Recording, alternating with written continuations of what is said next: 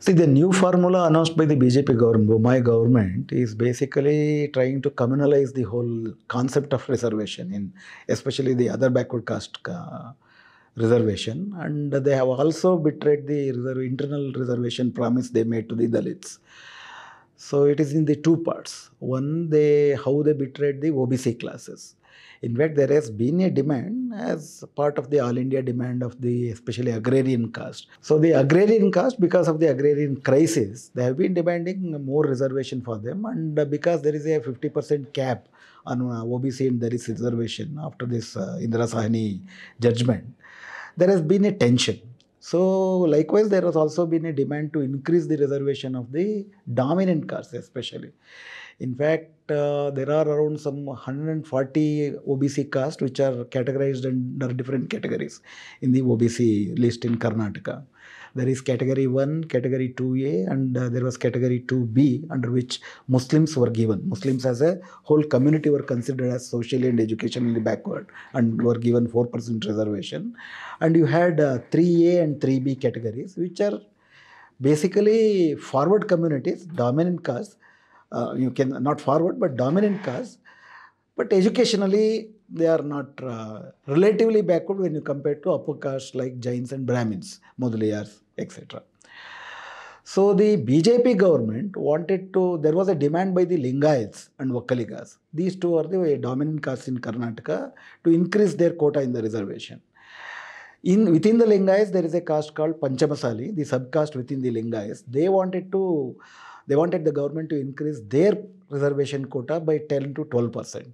But now they are under 3D, in which they get 4% reservation, along with Jains, Christians, and Lingayats. All together, they get 4% reservation.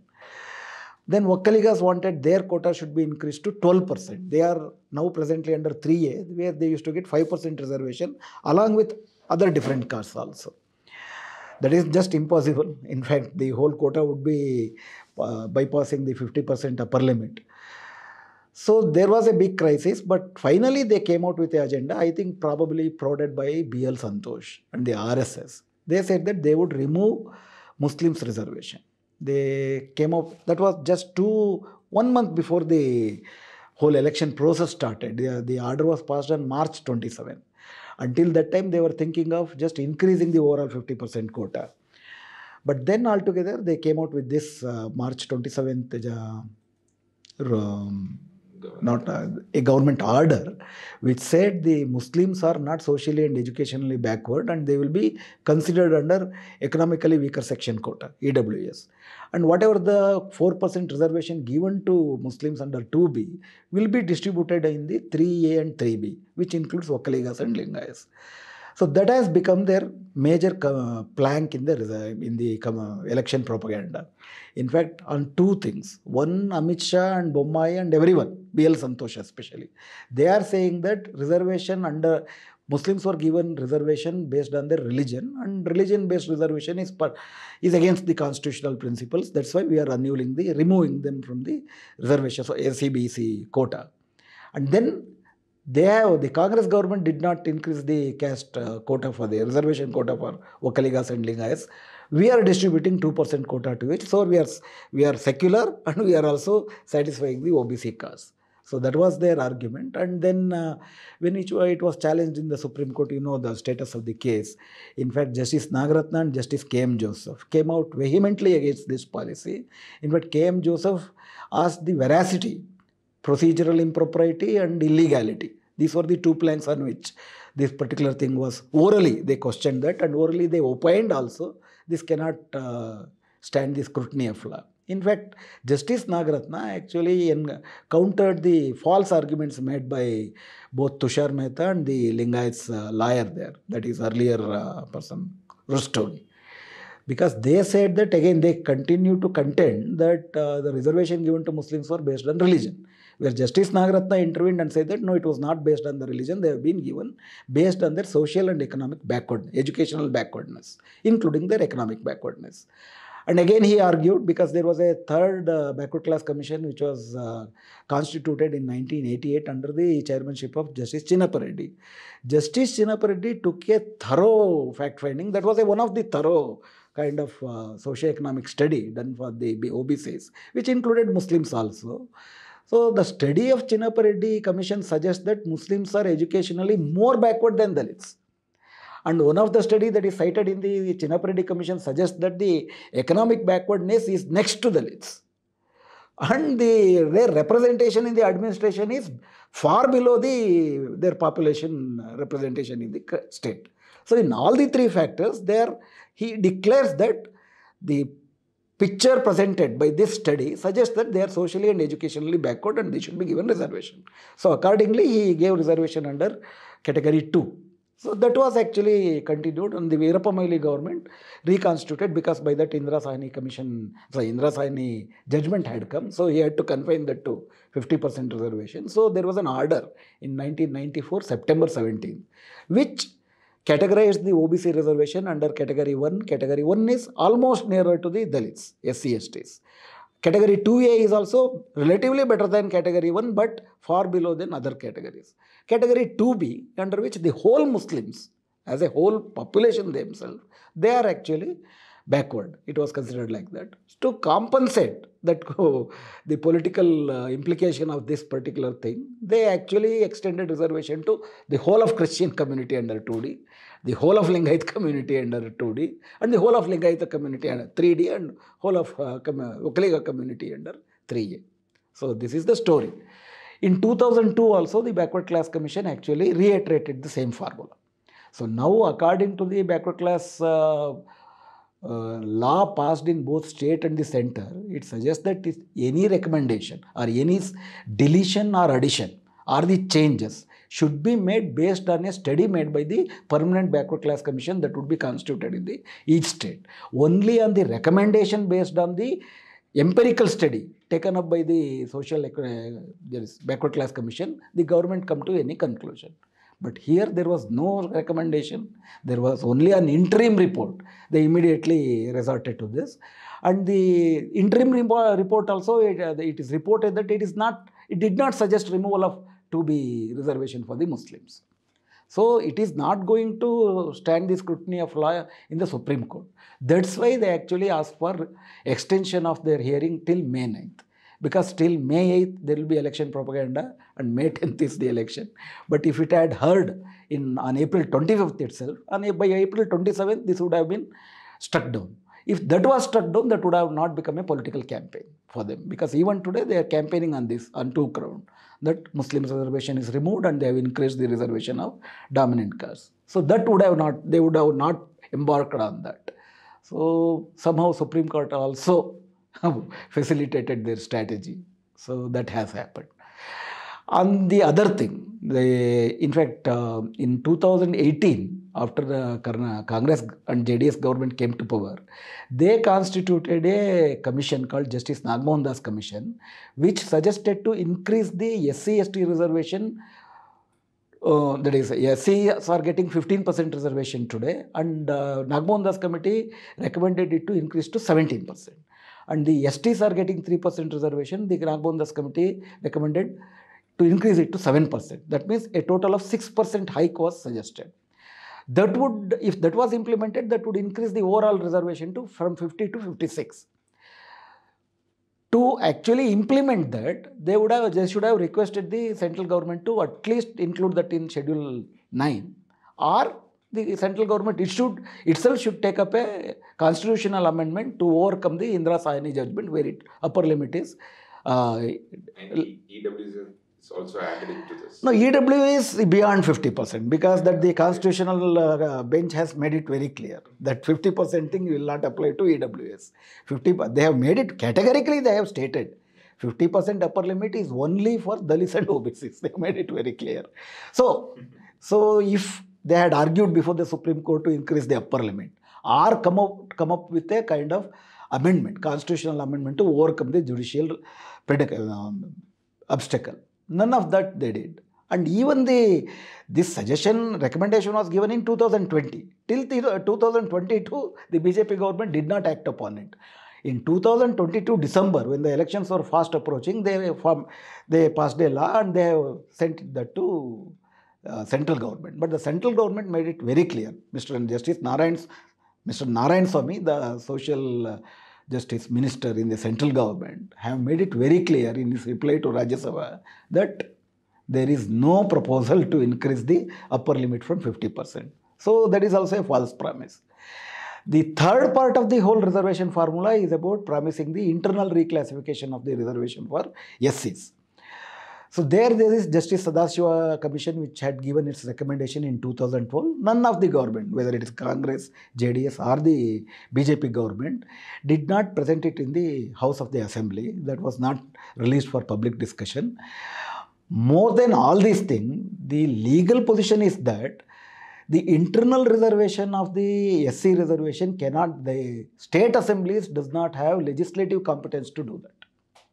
Because there was a judgment in 2004 by a constitutional bench of 5 judges in 2004 on a case from Andhra Pradesh, where it is made very clear that you cannot reclassify the Dalit reservation, and state legislatives do not have that kind of legislative competence, because Article 341 suggests that by the recommendation from the parliament, only president can do that, not also internal reclassification.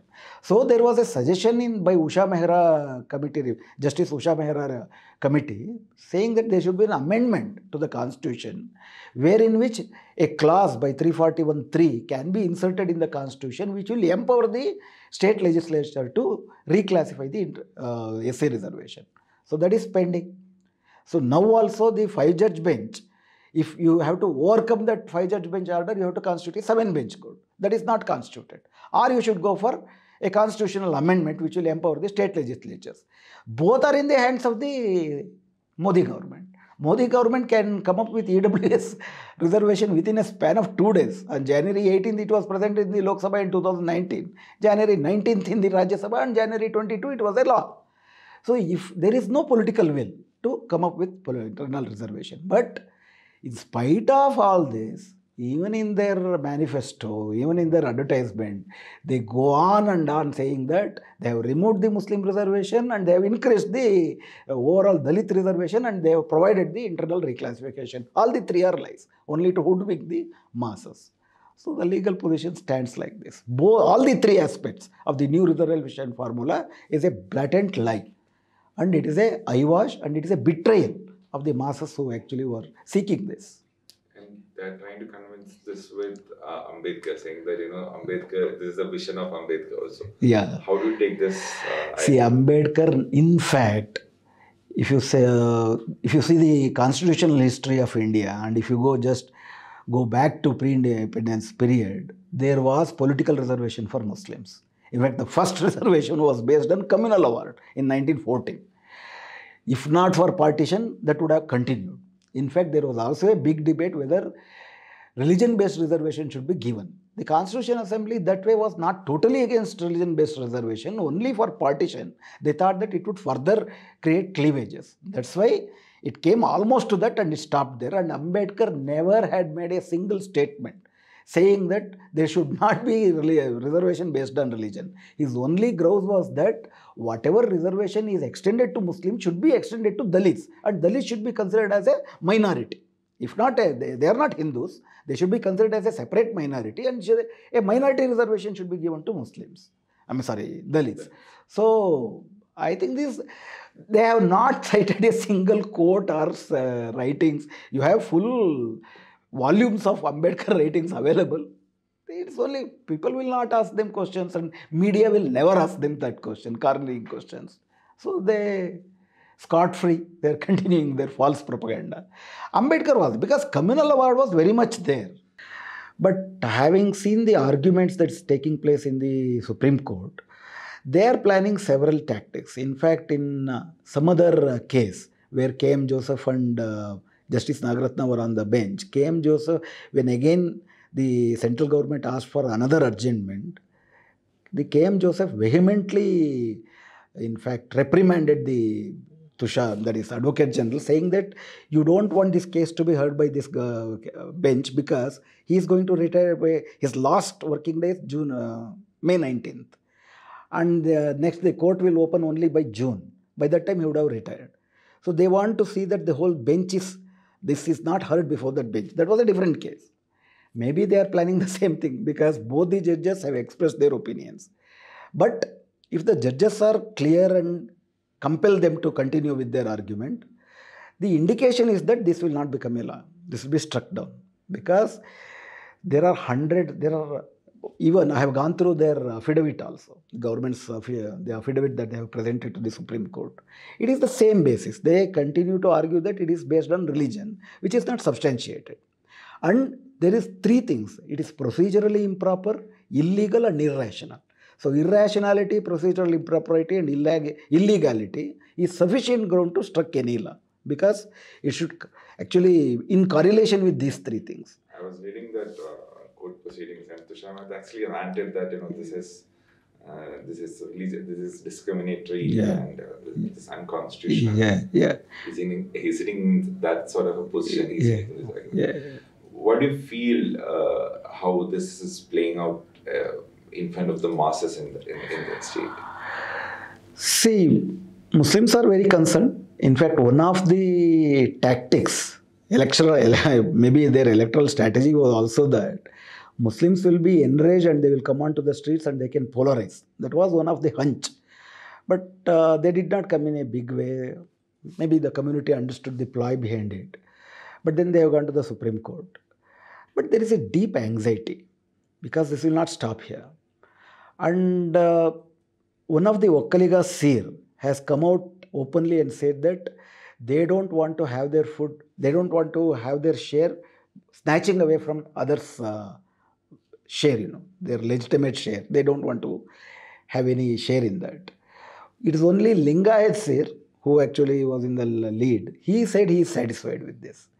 But broadly, see, unless there was a very progressive movement and a convincing current based on natural justice and a kind of sense of justice, these things would have been resented. But the very logic of the Hindutva politics is to kill your sense of justice. So that is happening in a big way. People are somewhat very selfish to think that whatever may be the reason, we have got the increase of quota. In fact, B.L. Santosh has made a statement asking the Congress, if you revert back the Muslim reservation, from whom will you snatch the 4%? See the ploy there.